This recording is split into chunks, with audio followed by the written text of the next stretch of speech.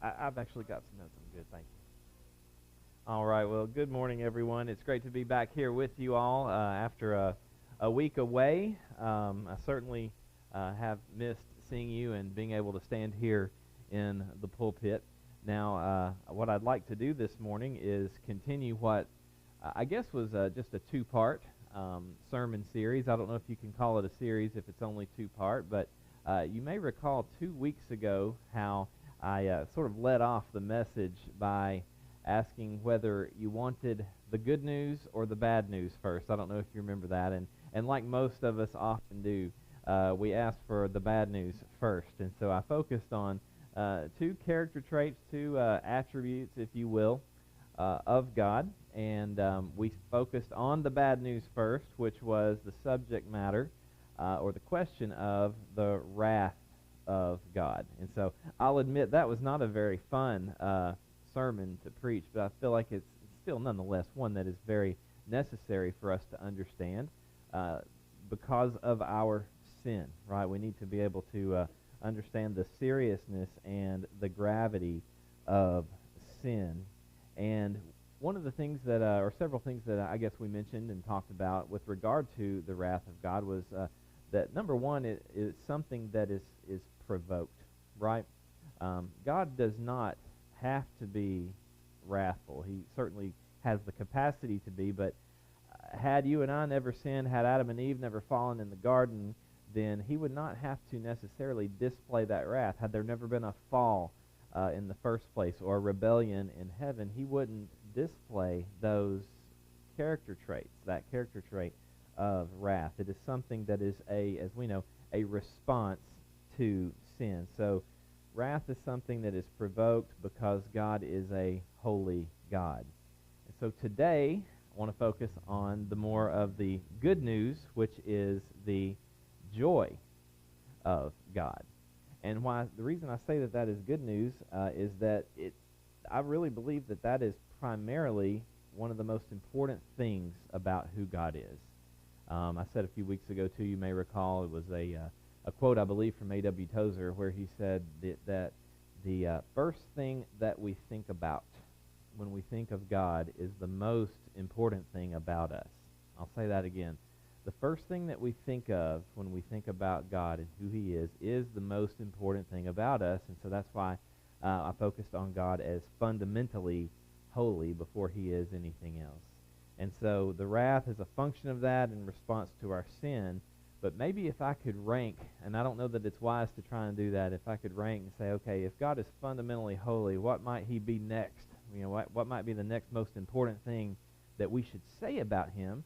I would say that he is a joyous God. So I want to ask you this morning, is there someone in your life that you know of who is just a primarily, fundamentally joyous person? Is there anyone that you can think of that comes to mind? Maybe a spouse, I don't know, maybe a relative or a friend that is just fundamentally happy and joyous. Don't you like being around people like that? I know that I do, and I've said it before. For me, that person would be my wife, Hillary. She is a fundamentally joyous person, and all the time is lifting me up, and so I enjoy being around her. And so when we think about, again, someone who's fundamentally joyous, I want us to think about God in that regard, and hopefully that makes you want to be around him more, right? Hopefully that makes you want to be around him more. The Westminster Confession of Faith is it's actually an old Reformed confession of faith that delineates out just Protestant thinking very well. And within that confession is a catechism, the Westminster Catechism, that is used to teach us in question and answer form the fundamentals of the faith. And the very first question in that catechism asks the question, what is the chief end of man? What is the chief end of man? In other words, it's another way of maybe saying, what is the reason for our being here? What is the meaning of life, you might actually say. And the answer that it gives is that the chief end of man is to glorify God and to enjoy Him forever. And again, I think that's incredibly good news. That tells us something. If that's true, and I think it is, I believe that it's biblical, it means that our reason for being here, number one, is to glorify God, and the best way we can do that is by enjoying Him. Do you enjoy God? I hope you do. I hope that you, again, when you think of Him, one of the first things that comes to mind, hopefully it will at least after today, is someone that who is fundamentally joyous. And so I want to just kind of break that down. I have quite a bit of scriptures that I'd like for us to go through as we sort of build a case for God's joy. And really what I'd like to begin with is just by asserting that God's source of His joy is found within Himself. He doesn't have to look any further for joy. You know, you and I often, we have to look for things outside of ourselves, right, to try and seek for and find happiness. And oftentimes those choices that we make can be sinful, right? But imagine for a second if you had to look no further than yourself to be joyous. Well, that's really how God is. He has no deficiencies, and He lacks nothing in His character.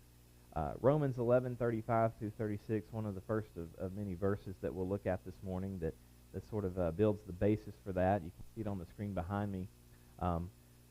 Paul goes into doxology here, really. He says in verse 33, and I'm sure most of us have heard this before, the depth of the riches, both of the wisdom and knowledge of God, how unsearchable are His ways, how unsearchable are His judgment and His ways are past finding out. For who has known the mind of the Lord, or who has become His counselor, or who has first given to Him, and it shall be repaid to Him? For of Him, and through Him, and to Him are all things, to whom be the glory forever. And Acts 17 says something, I think, that's quite similar to this. It's the same line of thought and thinking, where again Paul is talking about how God's source of happiness is grounded. He has to look no further than himself. Acts 17:24 through 25 says, the God who made the world and everything in it, since He is the Lord of heaven and earth, does not dwell in temples made with hands, nor is He worshipped with men's hands as though He needed anything, since He gives to all life and breath and all things. So God does not need anything to be fully who He is in and of Himself. And that, again, that's incredibly good news for us. That means He is the source, one that we can go to have a taste of that joy as well. Now, when we think about God needing nothing, like we see here, from Him, to Him, and through Him are all things. He gives to all men life and breath and all things. He doesn't dwell in temples made with human hands as though He needed anything. We sort of quickly, I think, tend to think about God in His sovereignty. That's a closely related term, isn't it? God being this big God who has both the right and the ability to accomplish all His will, right? That's really what sovereignty means. It means authority and control. In Isaiah 46:9 through 10, we read something of this. I love this verse when I think about the sovereignty of God, and we see where the prophet says, and the Lord speaking through him, remember the former things of old, for I am God and there is no other. I am God and there is none like me, declaring the end from the beginning, and from ancient times things that are not yet done, saying, my counsel shall stand, and I will do all my pleasure. What a great verse to remind us that God is going to do what He wants. Right? That's sovereignty there. Psalm 115:3 also reminds us, he says, but our God is in heaven, and guess what? He does whatever He pleases. Now, if I could do whatever I pleased, I would plunge the world into ruin. But a fundamentally holy God who is 100% through and through purely good, having to look nowhere other than Himself, with all of this ability to do whatever He pleases. If we could imagine being like that, wouldn't you be a happy person too? Wouldn't you be a joyous person if that's what you could say about yourself? And so That's really the first thing that I want us to realize when we think about God being fundamentally joyous, is that His source of joy, His source of happiness, is found no other place than in Himself. I'd like to read a passage from you that comes from, I don't know if you've heard of St. Augustine. He was a monk in the 4th century and wrote had a lot of influence on the theology of the church. And in his book, The Confessions, there's a chapter in there, a short chapter, where he talks about these things. And to me, it just reads like a psalm. And if I may, I'd like to read this for us, read a section of that here this morning, and just see if this doesn't just capture the essence of what we're saying here. He says, "What therefore is my God? What I ask but the Lord God? For who is Lord but the Lord Himself? And who is God besides our God?" And then he talks about the Lord. He says, "Most high, most excellent, most potent, most omnipotent, most merciful and most just, most secret and most truly present, most beautiful and most strong, stable yet not supported, unchangeable yet changing all things, never new, never old, making all things new, yet bringing old age upon the proud, and they know it not. Always working, ever at rest, gathering yet needing nothing, sustaining, pervading, and protecting, creating, nourishing, and developing, seeking and yet possessing all things. Lord, you love but without passion, are jealous yet free from care. You repent without remorse. You are angry yet remain serene. You change your ways, leaving your plans unchanged. You recover what you've never really lost. You are never in need, but still you do rejoice at your gains. You are never greedy, yet demand dividends. Men pay more than is required, so that you do become a debtor, yet who can possess anything at all which is not already yours? You owe men nothing, yet pay out to them as if in debt to your creature.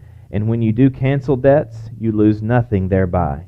Yet, my God, my life, my holy joy, what is this that I have said? What can any man say when he speaks of you? But woe to them that keep silent, since even those who say most are dumb."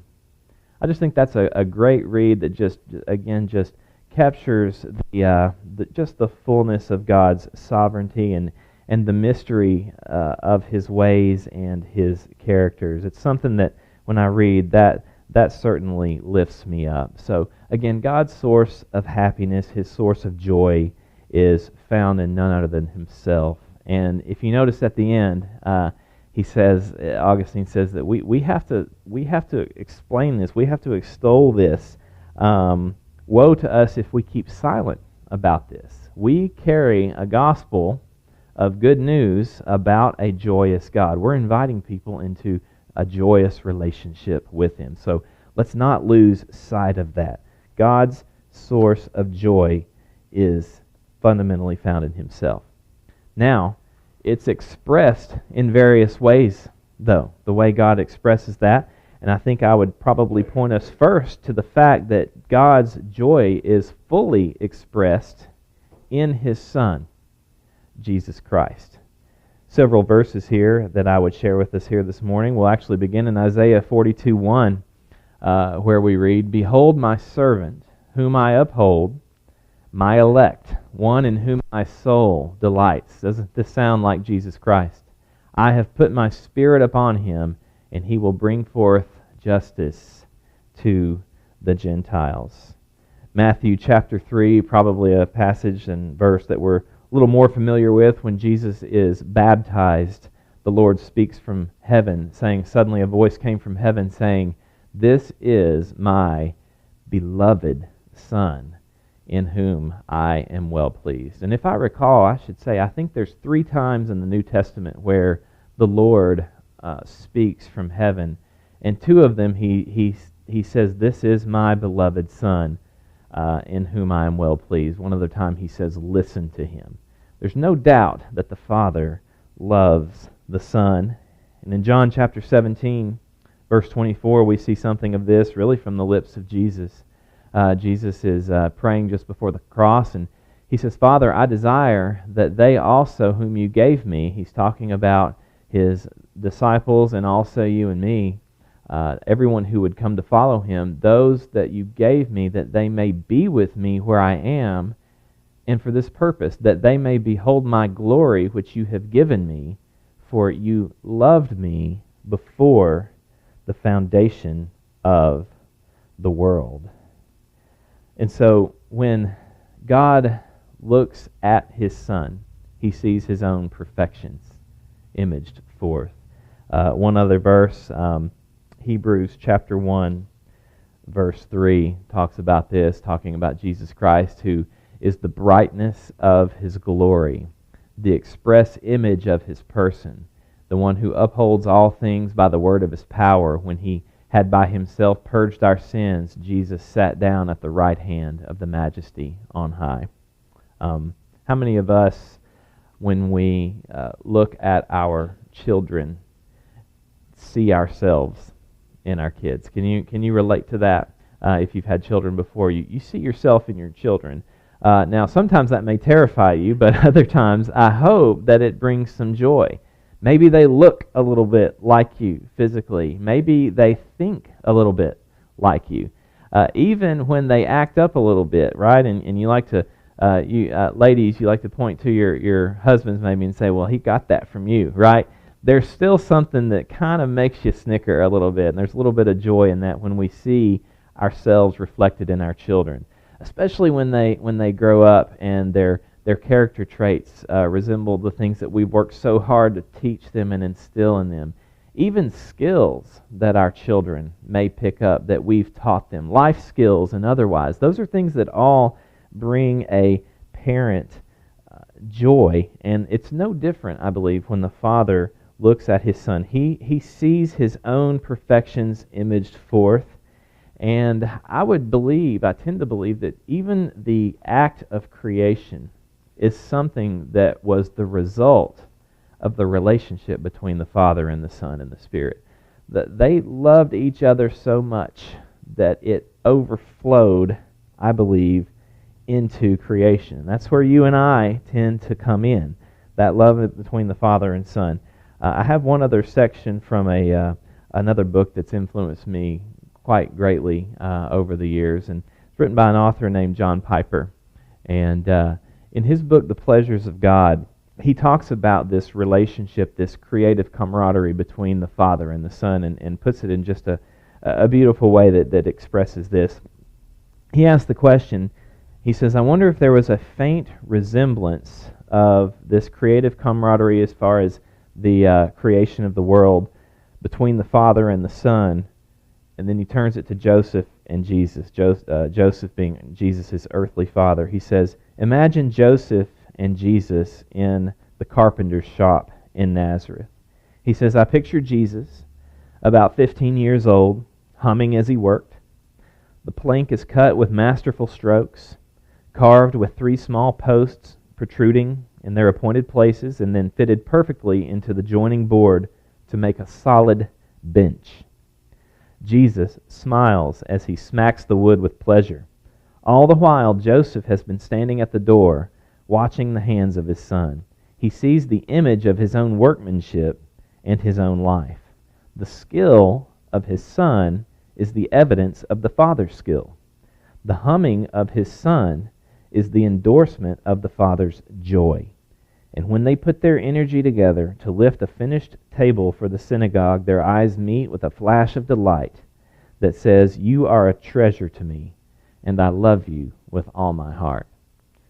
I would like to think that that's maybe something that, or came close to something like that happened between Joseph and Jesus, and certainly how much more between Jesus and the Lord the Father in that scenario. And so, suffice it to say, the Father loves the Son, right? And like I said, this is kind of where we come in, because we know that we were created in His image, right? We know that our job is to image God. We're to be like Him. Now, I want to take the pressure off. Sometimes I think you'll hear pastors say we need to go be Jesus to the world. And we know what they mean by that. Well, I want to kind of take a little bit of pressure off. You don't have to be Jesus. Jesus is who He is. We just have to be like Him, don't we? We have to be like Him so that when we point others to Him, they'll know what to look for, right? And so we need to be like Him. We need to image Him, and we do that primarily, I think, again, by being joyous people. Quote from Jonathan Edwards says that it is no argument of the emptiness or the deficiency of a fountain that it is inclined to overflow. I think that's also something that Piper has referenced in his books many times over. It's no argument of the emptiness or deficiency of a fountain that it is inclined to overflow. Well, that describes someone who's fundamentally joyous, right? Something that overflows, a fountain that overflows. We wouldn't say something's wrong with it, would we? And neither should we say that when we experience and display the joy of God in our lives. So, God's joy is found and fundamentally found within Himself. It is fully expressed in His Son, but it does extend into redemption, doesn't it? It extends into redemption. I mentioned several weeks ago, we looked at a parable, or not a parable, but a story in the book of Luke, where Jesus, if you recall, was invited to a Pharisee's house, and a sinful woman came in and began to wash his feet, wiping them with her hair, cleansing them with her tears. And people began to judge her by her presence there, if you recall. They said if Jesus knew what kind of woman this was touching him, he wouldn't let her do that. And then Jesus asked a question. He actually told a parable. He said there were two debtors. One owed 500 denarii, one owed 50 denarii to the same lender. And the lender, in his mercy, if you recall the story, canceled the debts of both. Then he asked the question, which one will love him more?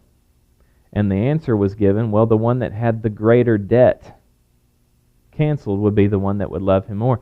And we looked at how maybe that is the reason as to why God allowed sin into the world in the first place, is so that He could cancel our debts, which are great, and in turn love Him more. Because He said to the host, He said, you invited me into your house, you didn't give me the customary kiss on the cheek, you didn't wash my feet, you didn't do anything for me, but this woman has been displaying her affection in fullness and hasn't stopped since she got here. And He said that she loves much because she's been forgiven much. But he who loves little has been forgiven little.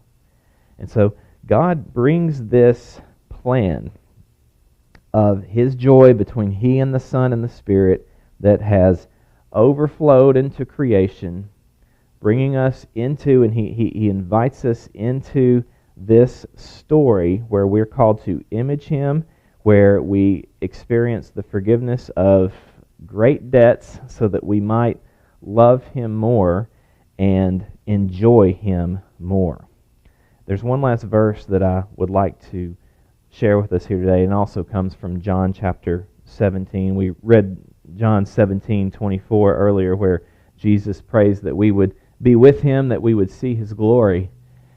And then He says something else. He says in verse 26, and this is really, if you want to know the heart of what Jesus wants for us, the heart of what God wants for us, He says it here. He says, I've declared to them, meaning you and I, all of His redeemed, your name.